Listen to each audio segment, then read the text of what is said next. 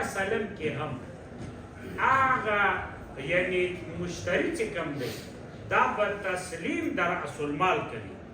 او مشتری چې کوم دی دا به تسلیم دا سمنو کوي نو چې مشتری به تسلیم د سمنو په مجلس کوي ځکه ورته ویل کېږي بیع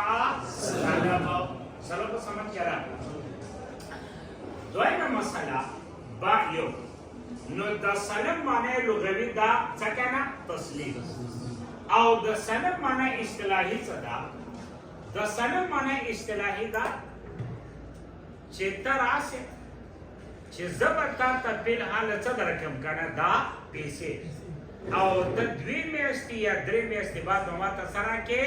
مبیع به راکې مبیع نو په بیع سلم کې هغه رأس المال هغه پیسې فلحال وي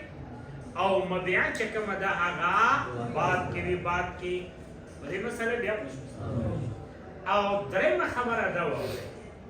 په بیع سلم یو دی مولانا رب السلم یو دی مسلم الیه اور یو دی مسلما به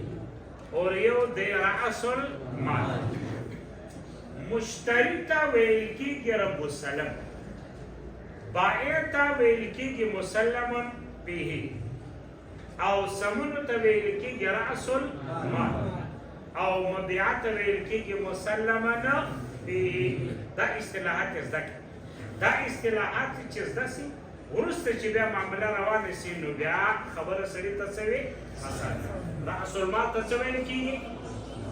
رأس المال یعنی سمنو ته ویل کېږي رأس المال مشتری ته څه ویل کېږي او رب المال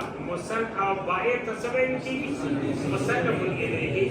مبيع ته څه ویل کېږي مسلم به نو رأس المال رب السلم مسلم به مسلم الیه دا مسلم په سمجھ کې خبره پوښتنه باب السلم سلم مولانا دا مشروع با قرآن سره هم سلم مشروع دا با احادیث سره هم سلم مشروع دا 50 سره او سلم مشروع دا 50 سره با احادیث سره مثلا قرآن کریم کی اللہ تبارک و تعالی فرمائے احل خدی احل سلف المذموم وعزل بها عبداللہ ابن عباس رضی اللہ عنہ فرمائے یا ایها الذین آمنوا اذا تداینتم بدین الى اجل مسمى فاكتبوه